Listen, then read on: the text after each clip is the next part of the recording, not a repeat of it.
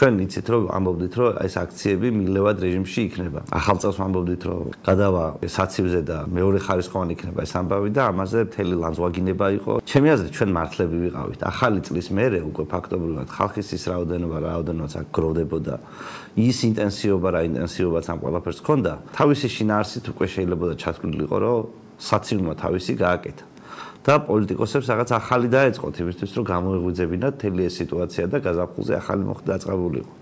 ამის ნაცვლად ჩვენ რას უყურებთ იმას რომ არავინ არაფერს არ შვება. ზუსტად იგივე ხდება პოლიტიკოსები ზუსტად იგივეს აკეთებენ და ძირითადი ბრძოლა არის ვითომ დასავლეთის მიერ არაღიარებაზე, სადაც უცხოეთში სიარულზე, სტრასბურგები, ბრიუსელები, ლონდონები, აქ არანაირი პროცესის განვითარება ქუჩაში. პარალელურად ხალხის დაჯარიმება, ხალხის დაჭერა და 36 მილიონი შეუტანიათ ბიუჯეტში. მე არ ვიცი 36 მილიონი ვის ჰქონდა, ვინ ახდიდა ამ ფულს, მაგრამ 36 მილიონი ბიზნეს და ქოცების წინააღმდეგ დახარჯვა ბრძოლის ფარგლებში ბევრად უფრო ეფექტური იყო.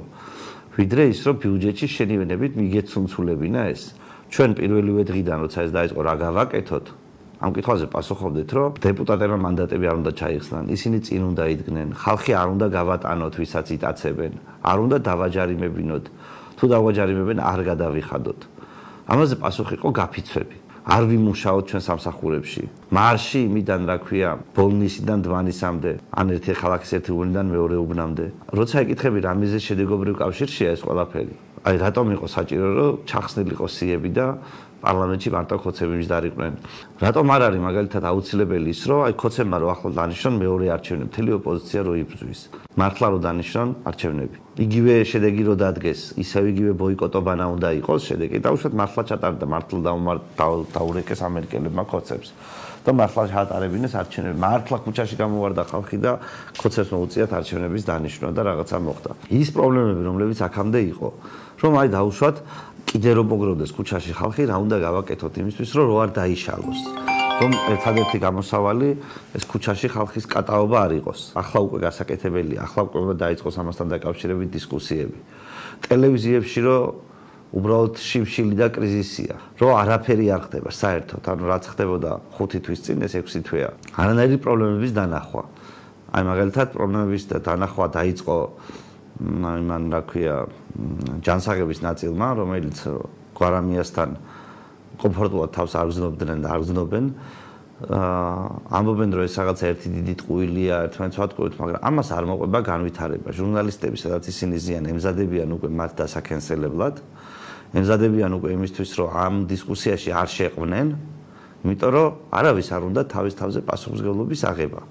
ვისი ბრალია ეს? არავის არ უნდა ნიშნავს იმას, რომ ის ხალხიც, რომელიც ამაზე საუბარი დაიწყო 4-5-9-25, ისინიც კი არ არიან კრიტიკულები, ისინიც კი არ აყენებენ ეჭქვეშ ამ ადამიანების პატიოსნებას, ვინც პასუხისმგებლები არიან ამ პროტესტის დაშლაში, იმიტომ რომ თქვენ იცით, რომ ვახო მეგრელიშვილი იძახდა არჩევნებამდე, რომ ეს მოხდებოდა არჩევნების მერე ამ ხალხის პროტესტს წინ და უკან ტარებით დაშლიან და ქოცების კიდევ უფრო მეტად გაამკაცრებენ კანონმდებლობას და ეცდებიან, რომ ჩაბეტონდნენ და ის თავისუფლებებიც, რომლებიც ამ ქვეყანაში არსებობდა, უკან წაიღონ.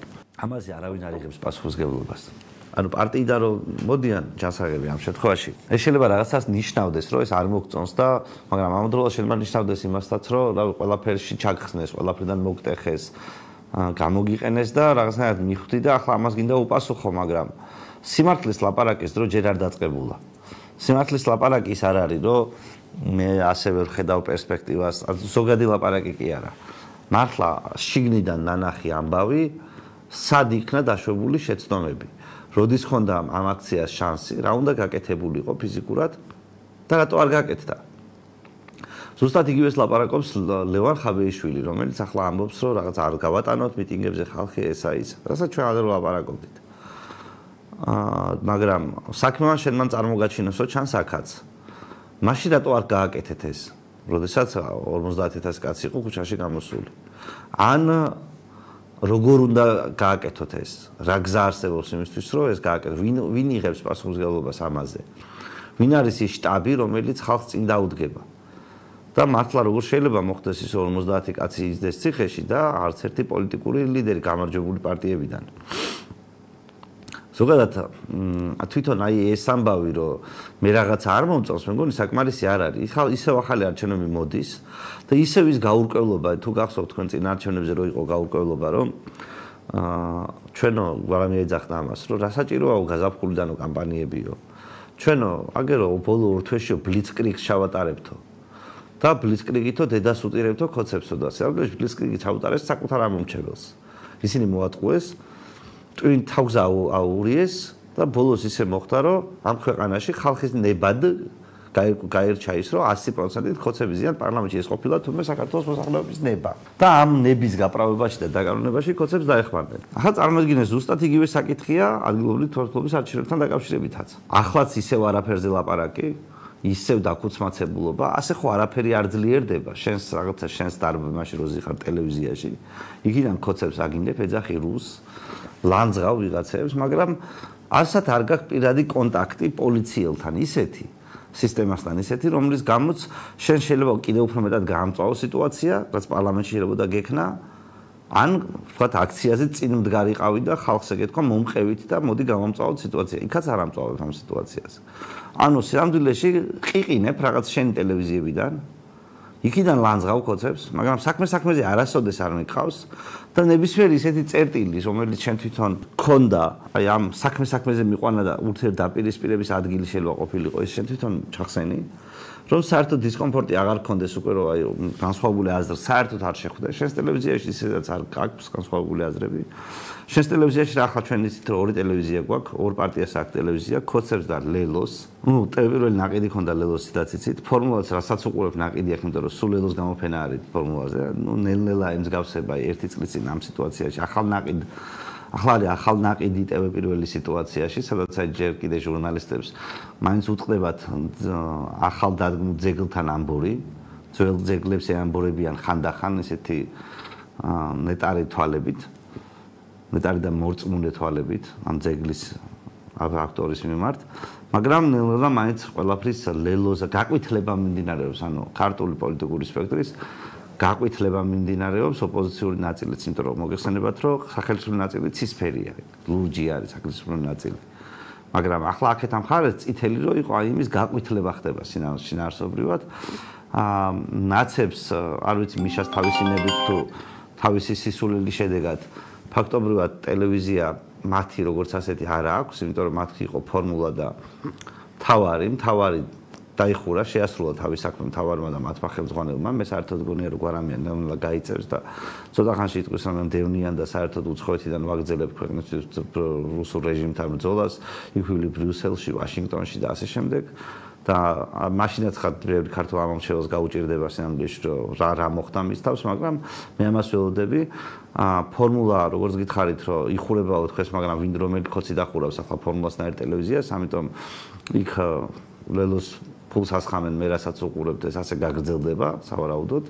იქ ჩვეულებრივი თანამშრომლები, რომლებიც ცოტას იღებდნენ ტექნიკური სტაფი, შეიძლება გაათავისუფლეს, მაგრამ ის core სტაფი, რომელიც პროპაგანდისტვის გამოიყენება და ამავდროულად ხოცებმა იციან რომ არანაირი საფრთხე მათგან არ მომდინარეობს მათი რეპუტაციული ზიანიდან გამომდინარე, ამათ ალბათ შეინარჩუნებენ და მე ვფიქრობ რომ ტევ პირველზეც ეს რაღაცა არსებული იხმის კარტობა და ყოველგვარი აი აზრის გაჭაჭანება რო არ მომდინარეობს.